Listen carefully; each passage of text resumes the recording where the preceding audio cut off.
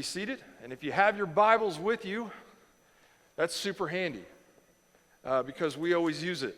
And we're in Mark's Gospel, and as I mentioned in the prayer, we're going to be in chapter 15 today, taking verses 21 through 32.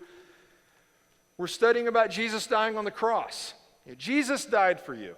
That's probably the most fundamental, elementary truth of Christianity, right? Of all the things that we believe, all the truths that we appreciate so much, the simplest, most fundamental truth is that Jesus died on the cross for you.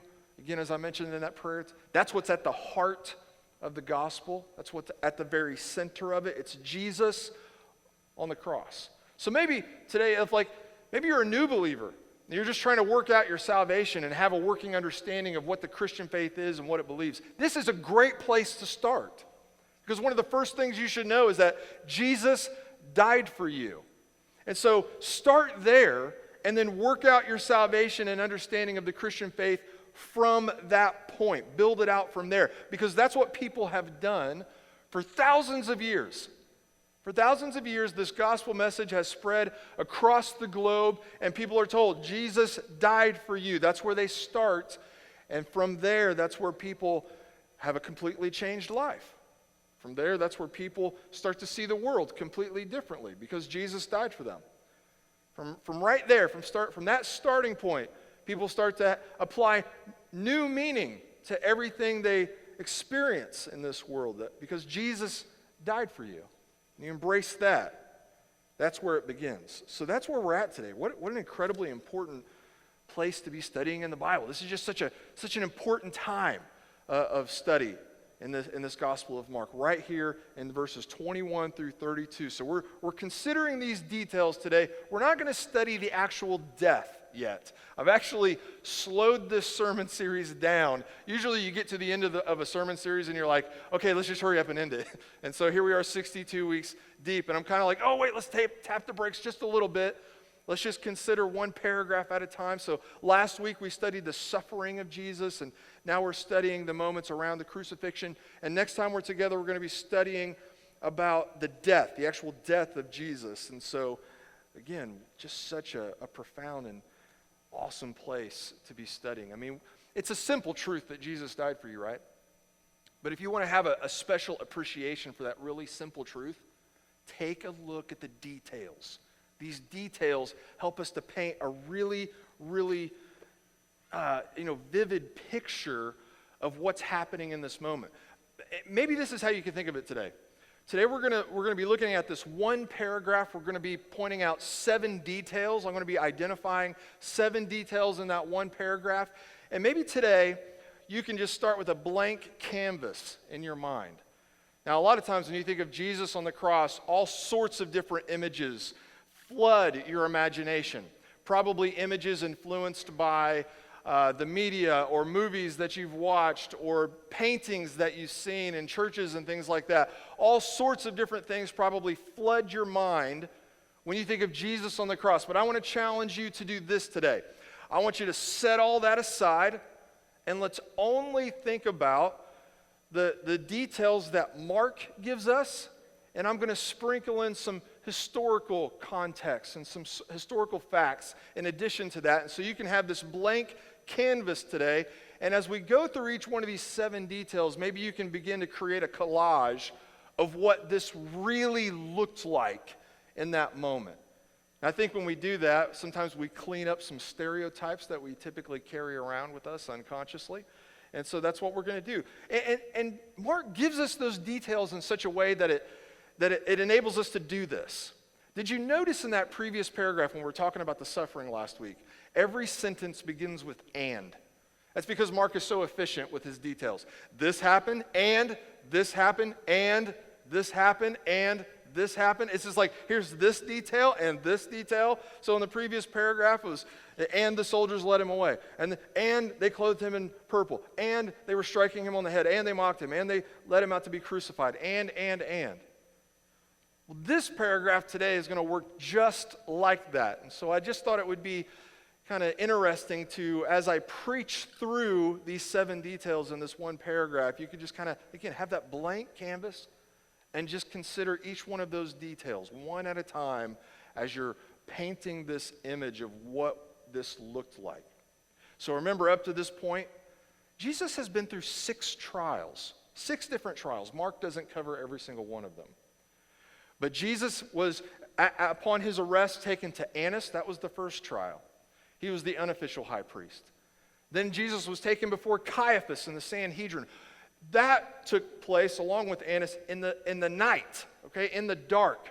That was the second trial. The third trial was just this really quick trial in the morning, because according to their law, they had to do this in the light of day. And so they brought everybody back together really quick, and they had a third trial with the Sanhedrin.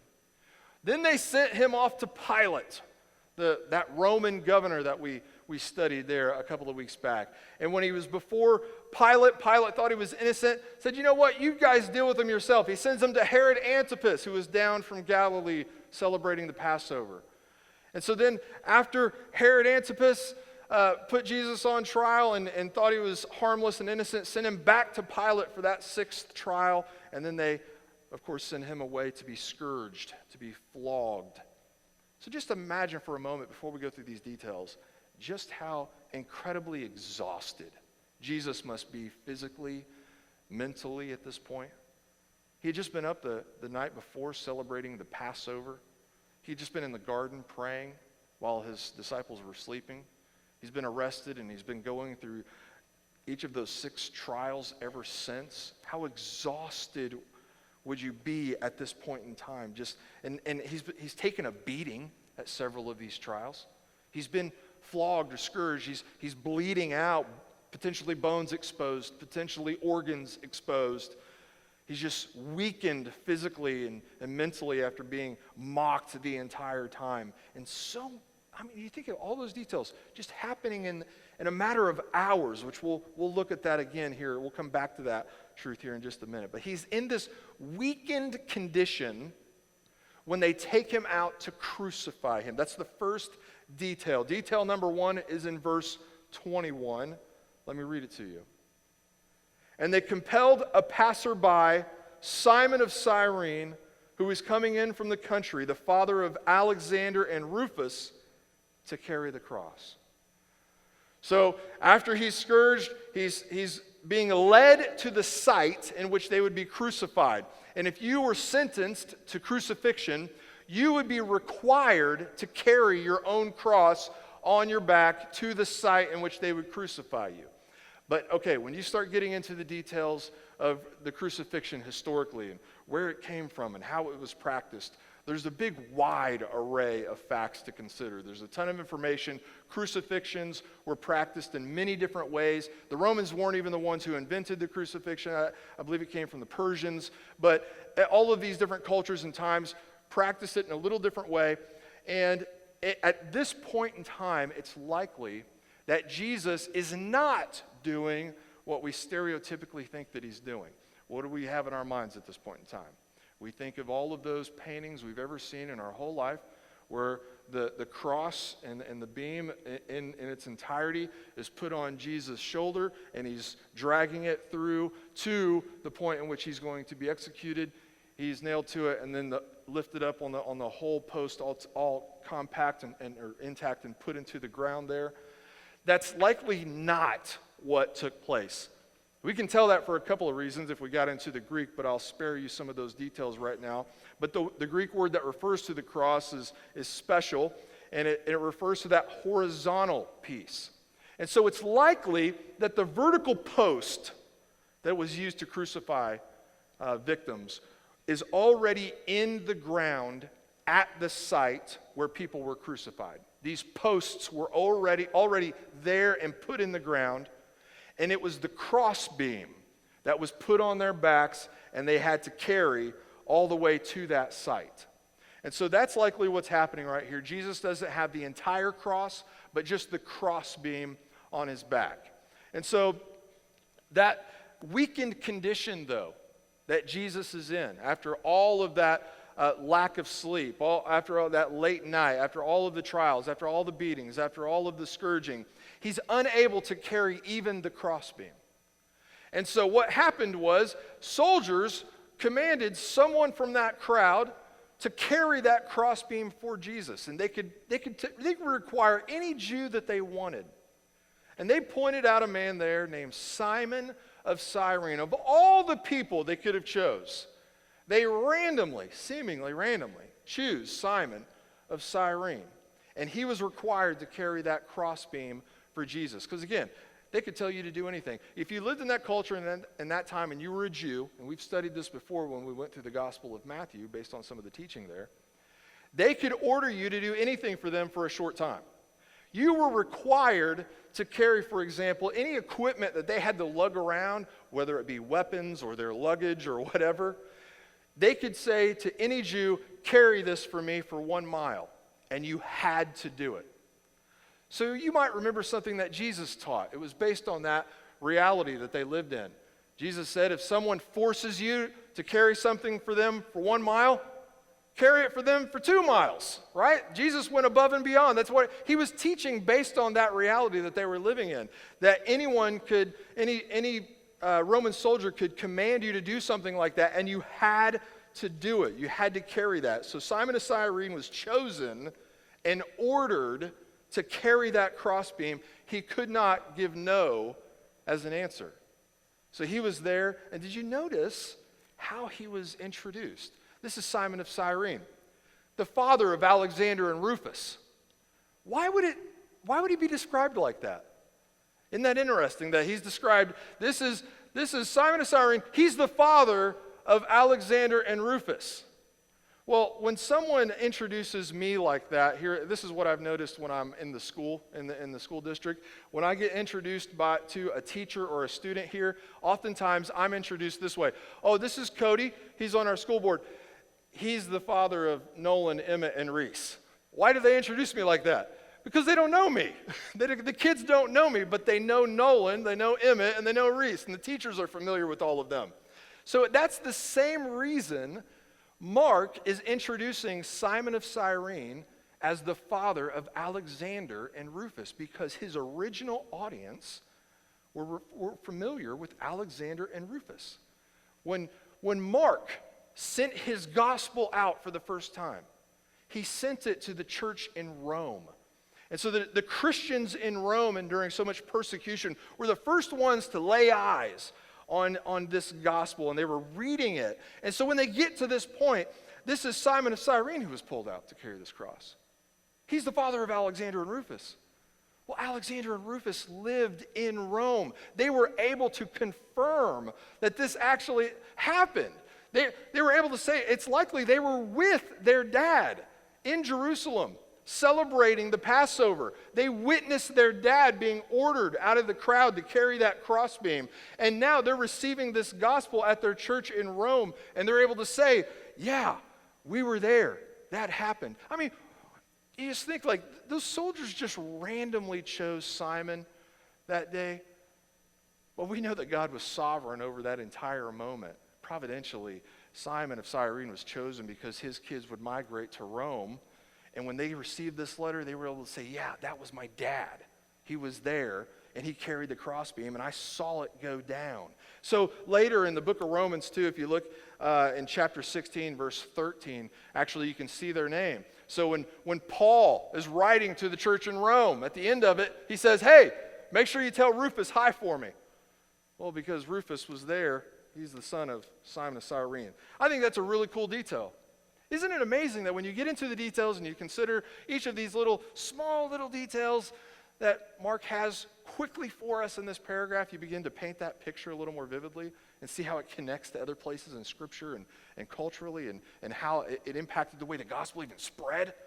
These simple little details are packed with so much truth. This is why I love reading the Bible. When you consider those little details and turn over every rock, you begin to develop a more profound appreciation for really simple truths. Jesus died on the cross for you. A man named Simon of Cyrene helped carry that cross to his execution site. Well, when you dig into that, wow, what an amazing truth that is. How life-changing was that for this church in Rome to have this message change their lives and be able to be confirmed with people who witnessed it. It's incredible. Here's the second of those 7 details. It's in verse 22. Let me read it to you. And they brought him to a place called Golgotha, which means place of a skull. Golgotha, place of a skull. This is where people went to die. That's not a very pretty word. It's probably appropriately named Golgotha. It's appropriately an ugly word. You know, in the Christian faith, this is oftentimes a word that we're not familiar with. We don't sing a lot of songs with the word Golgotha in it, right? It's an ugly word. Sometimes it'll appear in a song. We actually sing a hymn that has it in there. You don't usually see a Golgotha church or Golgotha chapel or anything like that. Place of a skull. I mean, it's an ugly word. But you are familiar with a word that means exactly the same thing. We like pretty words, so they can have dark meanings as long as they're pretty. We're okay with that. We'll sing that word. So the Latin word for Golgotha is Calvary. We sing Calvary. We like to sing Calvary in songs. We like to name churches Calvary Church or Calvary Chapel or whatever. That's a pretty word. It means place of a skull. That's Calvary for you. And so, but it's pretty, so we'll sing it. Okay, so the location of Calvary or Golgotha, that's something that's heavily debated. So on my bucket list, someday I want to go to Israel. I want to see all these sites. I want to take the tours.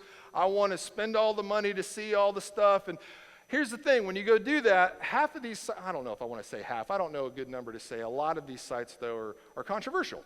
Some people will say this is where this happened, and other people will say, no, it definitely didn't happen there. It actually happened over here. And so when you take a tour of Jerusalem, you go through this, this gauntlet of these different sites, and then you have to determine which site is legitimate and which site is not.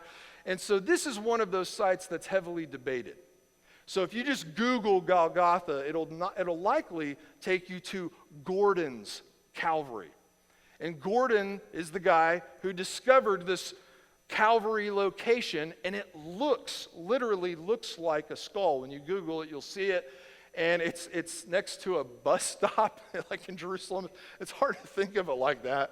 But, I mean, you think there's people living here, and this is a big city. But there's literally a place that's called Gordon's Calvary. And every other archaeologist, every other scholar, they'll say, no, that's definitely not the place of a skull. And so they'll argue about that. The other place that will claim they are at Golgotha is a church. The church is called the Church of the Holy Sepulchre. And when you go there, they are claiming their church is built on the site where Jesus was crucified. And then you'll have a bunch of scholars that'll say, nope, 100% not. It's actually over here on the northern part of Jerusalem. So you know what? I still want to take the tour. I still want to go check it out. I want to hear them all out. I want to go, but we don't know exactly, evidently, where the place of the skull actually is. We just know that's a place where they took people to die.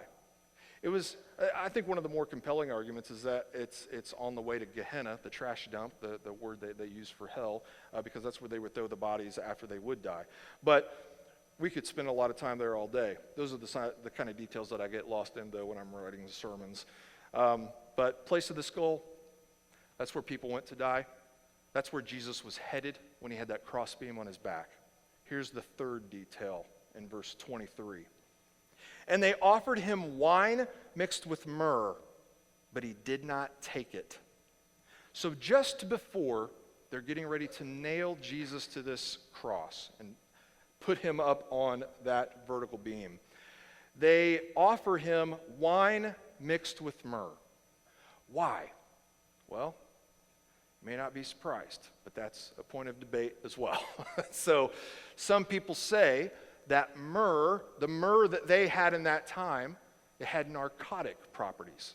And so as an act of mercy, the Jews were allowed to get wine mixed with myrrh because of these pain-relieving properties, and they could give it to their loved ones who were being crucified on the cross before they were nailed and actually put on that cross. So there's a lot of problems with that, though. One is it seems to be that the soldiers are giving them this wine. It doesn't say that any loved one is giving them wine. And a lot of people say that it actually doesn't have narcotic properties to it. Actually, when you had myrrh mixed with wine, that's how you got the good stuff.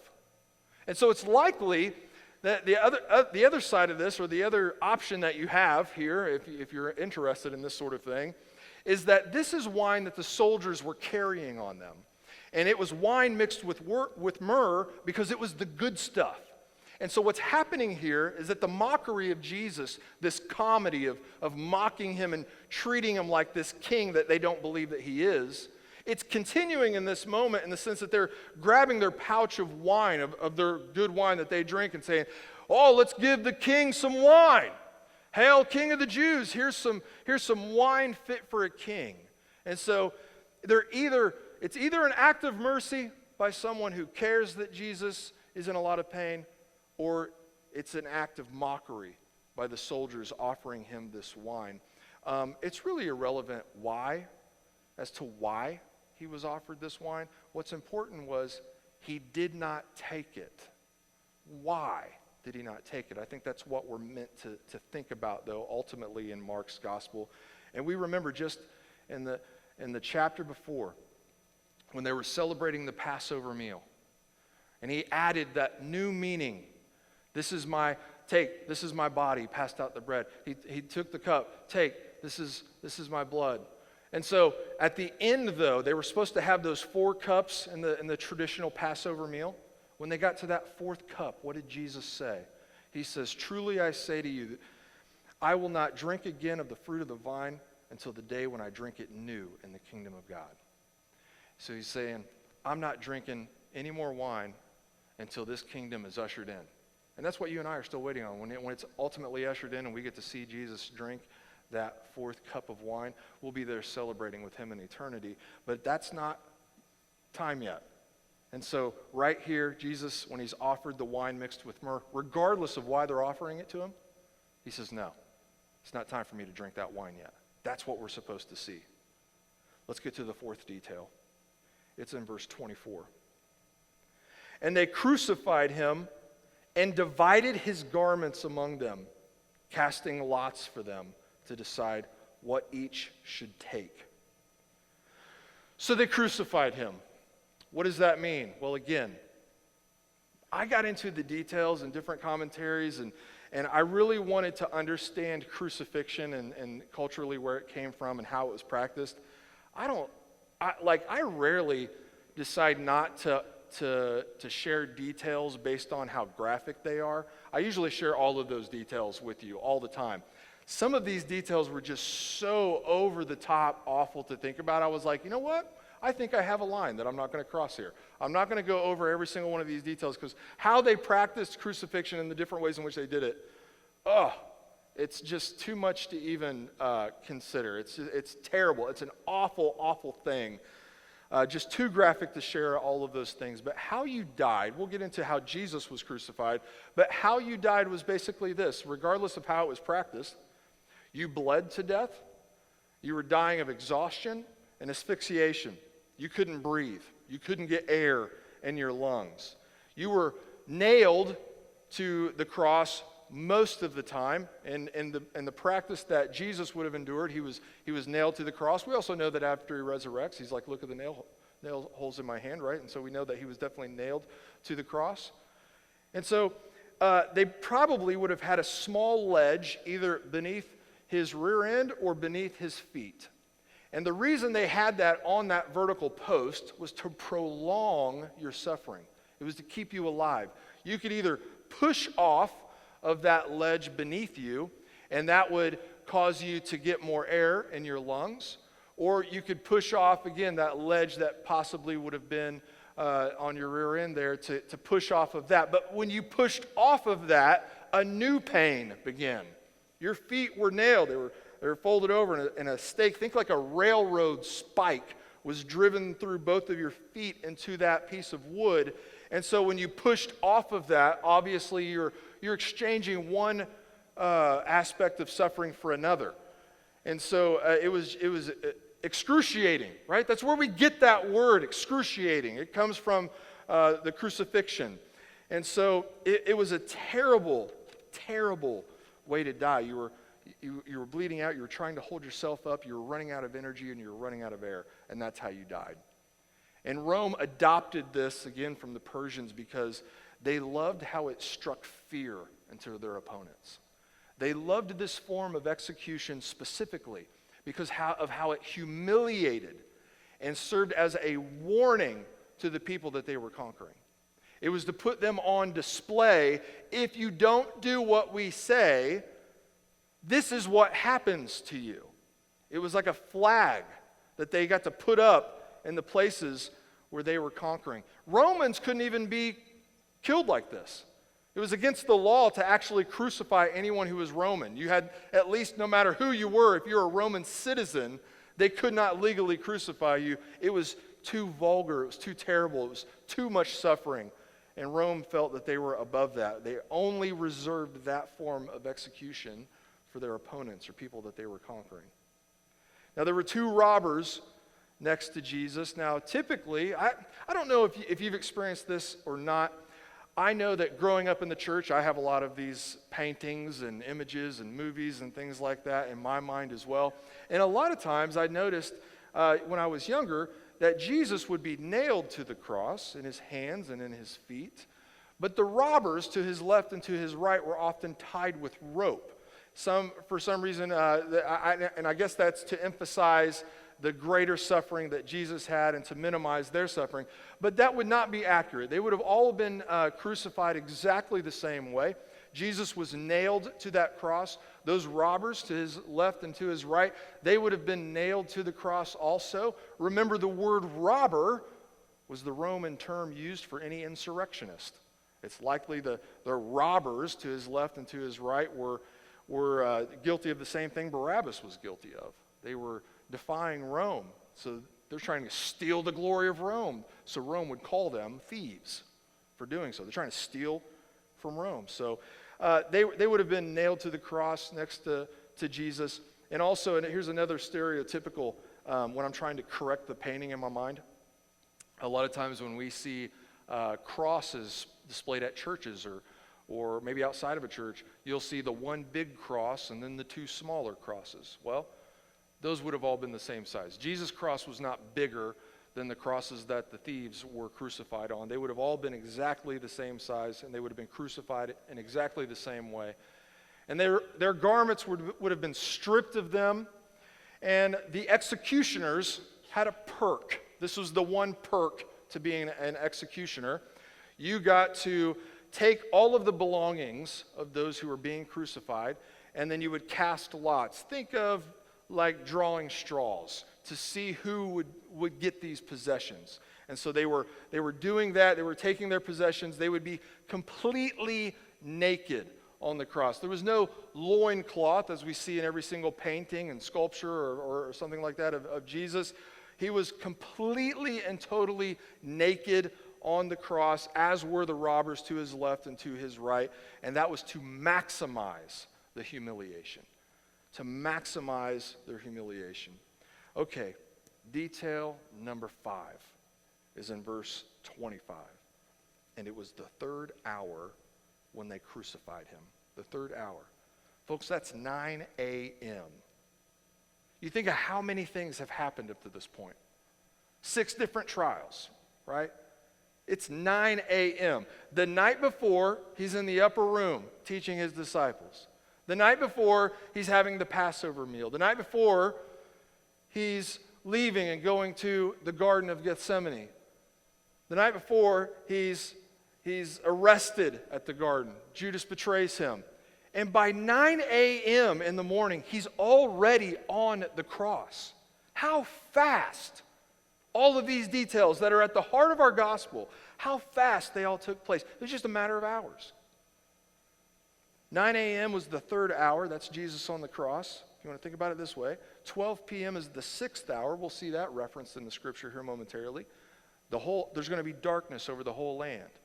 There was a solar eclipse while Jesus is on the cross at noon, our time. By 3 p.m., that's the 9th hour. That's when Jesus cries out and dies. We'll study that next time we gather together. By 6 p.m. in the evening, Joseph of Arimathea asks for the body of Jesus so that he can bury him in his own tomb, and we'll study that as well. But again, all of these events that we come back to when we consider the gospel, took place, what's at the heart took place in a matter of hours. I think that's fascinating. A matter of hours. Changes all of time, forever. Just a matter of hours.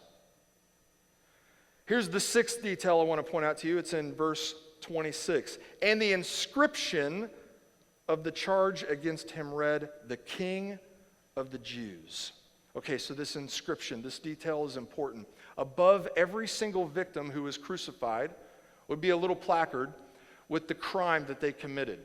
Whatever they were guilty of would be written on there. And in this particular case, it may not have happened every single time, but we're told in John's gospel that in this particular case, it was written in Aramaic, it was written in Latin, and it was written in Greek.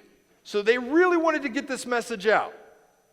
This is the man who's the King of the Jews, written in every language, so everybody that's passing by could read that placard and know exactly what they were guilty of. And again, it served as a warning.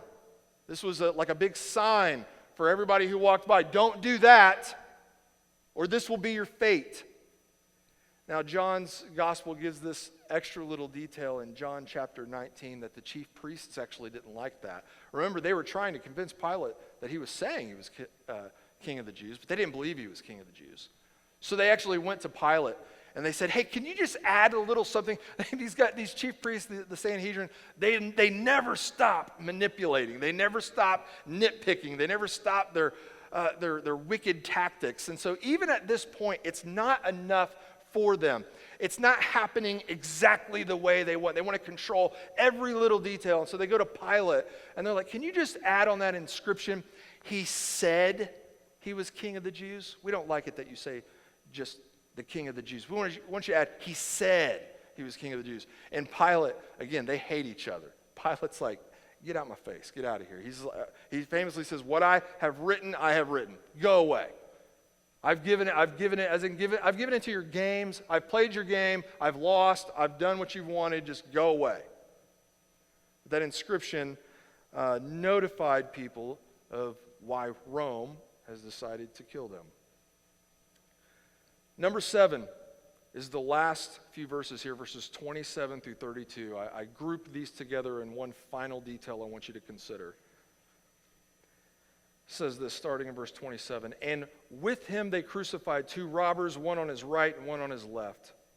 And those who passed by derided him, wagging their heads and saying, 'Aha, you who would destroy the temple and rebuild it in 3 days, save yourself and come down from the cross.' So also the chief priests and the scribes mocked him to one another, saying, 'He saved others, he cannot save himself. Let the Christ, the King of Israel, come down now from the cross that we may see and believe.' Those who were crucified with him also reviled him." Did you catch that last part? Those who were crucified with him also reviled him. So we're given 3 groups of people that are continuing the mocking. The mocking that began with the trial of Annas, that started with that trial. It's continuing right now. They're walking by. It's just isn't it hard to imagine like a world in which you would just like casually be walking down the street and you had to pass by where they were killing people and torturing them slowly to death? Like it's hard for us to even appreciate the type of world and reality that they were living in that time, that how cheap life was and how the world worked then in that moment. Just walking by, and then on top of that, having to witness that as you're just passing by, to be the type of individual that could see that and then mock and taunt and make fun of that situation, that circumstance. And there's 3 groups of people doing that. This first group of people just walking by, they're wagging their heads. "Oh, that's the guy that said he was going to tear down the temple and rebuild it in 3 days," right? They're again misconstruing what Jesus was teaching. They're misunderstanding the point that he was making about his body. Actually, that's the irony of the moment, isn't it? Jesus was talking about his body when he said it would be destroyed and it would be rebuilt in 3 days. The irony of their taunts is that he is doing exactly what they're making fun of him for not doing. Save yourself. Well, the irony of that is that he's not up there to save himself. He's up there to save us. We're supposed to see all of these ironies as we read through these details. The religious leaders, they're gloating. They're saying to one another, it says, he saved others, he did all these miracles and helped all these people. He can't even help himself. They're saying this in a way that's like patting themselves on the back. We did it, guys. Job well done. Mission accomplished. And still demanding miracles. Still demanding a miracle in that point in time, trying to domesticate God, trying to control Jesus. And it's still not working. And the irony is that he is doing something miraculous on the cross in that moment. He's saving us. He's completing our salvation. But perhaps the most shocking moment is when the people hanging on the cross that are dying, like, how are you going to spend your last moments on this earth as you're suffering to death and dying? Well, I think I'll make fun of the guy dying next to me. I mean, that's what they're doing. They're reviling him. And we know, though, from Luke 23, there's a good homework text, Luke 23, verses 40 through 43, that one of them has a change of heart, repents. He says, today you'll be with me in paradise. But the level of hatred and ridicule that it would take in that moment in time, that the people dying next to you are reviling you. I mean, the torment and the humiliation that Jesus experienced is just so extreme. It must have felt like hell. Mark's first readers, people like Alexander and Rufus that we mentioned in that first detail, they are living in Rome in a time in which they really needed this message. The first readers of the Gospel of Mark, they were being persecuted by not just Rome. They were being persecuted by Jews as well. So guys like Alexander and Rufus, who are in Rome living out their faith and affirming what's written in these pages, they are suffering. Their friends are being murdered. They're being ridiculed. They're being put to death. Just imagine the hope that they would have received reading this gospel. The things that are happening to those around them, and they read about this gospel of Jesus who had the same fate, who was ridiculed and mocked and tortured, and it seems like everyone was against them, and there was no hope whatsoever, and that nothing was going to work out good, and that everything was going to work out bad. And they read this gospel and about how Jesus rose again and how God sovereignly used every single one of these excruciatingly painful details to accomplish his vindication. It's incredible. I mean, you think about the amount of hope you would receive as you put your faith in this gospel truth, that God uses that. Well, what is it that I could face that God couldn't be sovereign over then? You know, you and I are supposed to receive that same type of hope when we read the gospel. We think about the gospel in terms of salvation and how we are redeemed through this gospel truth. And we embrace that and think about that every single Sunday. But we need to think also just about how incredibly awful, how the awfulness was absolute. Yet God was sovereign over it and used it to vindicate his son. He was sovereign over all of it and did exactly what he wanted to do. If you were a first century Christian being persecuted in Rome, you needed to hear that because people were dying around you, and today may be your day. It's incredible the way that these details would have ministered to them. And so here's the other place. And again, we can't get into this because we're running out of time. But in the next paragraph, Jesus is going to say, my God, why have you forsaken me? In these details, that would have been a really important detail to read over and over, and that would have pointed them to more details. When Jesus says that, he's quoting Scripture. And when they would have read that very familiar line, that would, if we want to skip ahead for a moment, my God, why have you forsaken me? Did you notice there in verse 34, that again we'll cover next time, it gives us the Aramaic there. It's because that familiar line would have been something they would know. It's a psalm. And when you go back and read that psalm, you get all sorts of details. Psalm 22 is your homework text. That's the one I really want you to study this week. If you need a devotional time to complement this sermon, read Psalm 22 and do it with a highlighter in your hand. And think about the two previous paragraphs that we've been reading up to this point and studying the last 2 weeks at the journey. And as you read through Psalm 22, circle everything that sounds familiar in those details. Think about the details we've been studying in Mark, and then look for those details that Jesus on the cross would have pointed them to. And you will see details that were written 1,000 years before Jesus is on that cross. 1,000 years, Psalm 22 is penned and is seen as a messianic prophecy, and it talks about how this Messiah, with his dying breath, his garments would be divided up. People passing by would be insulting him. They'd be taunting him to save himself. He was reviled by those who crucified, that pierced his hands and feet. You'll see all these incredible details.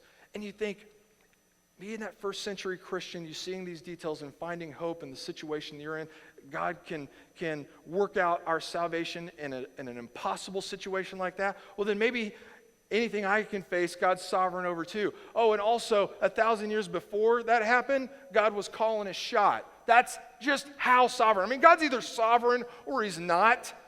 But when you're calling your shot 1,000 years before it takes place, that's pretty sovereign if there's levels of it. I mean, that's pretty incredible. And it's exactly where Jesus points them to when he's dying on the cross with his last words. So, again, it's a really simple truth, right? Jesus died for you. The most fundamental, simple truth in the Christian faith. It's where it all starts, to know that Jesus died for you. But when you really look at the details that were given in Scripture that inform us of that truth, that simple truth starts to get really profound. That's why we're given all these details. That's why we're given 4 different Gospels to consider all of these details, because as we get into those details, you start to see how powerful that really simple truth is. So you see this little truth that we can tell a kid in Journey Kids Ministry, Jesus died for you, take that with you. That's a truth you should live by. And we're doing that right now in children's ministry, right here.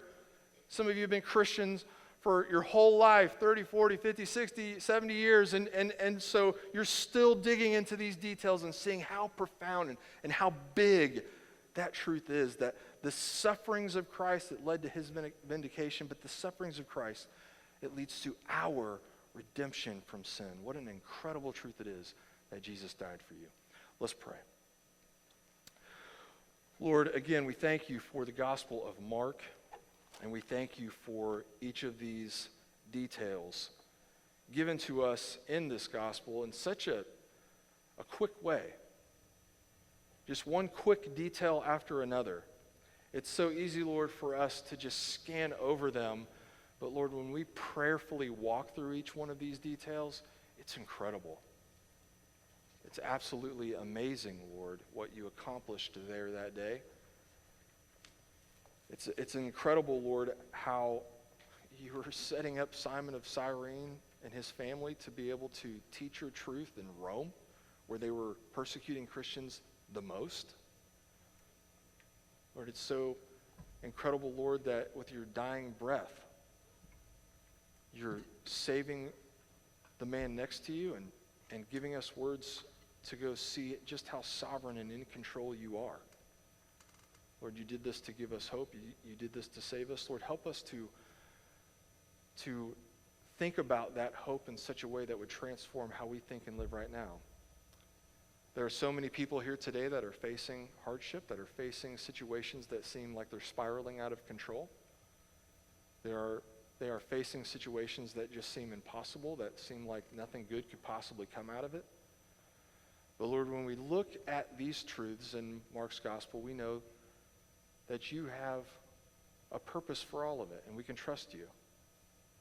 If we can trust that your Son was accomplishing our salvation in absolute misery and absolute awfulness, we know, Lord, that you can sustain us and carry us in just the way you like and just the way you want to, and we can trust you in that now as well.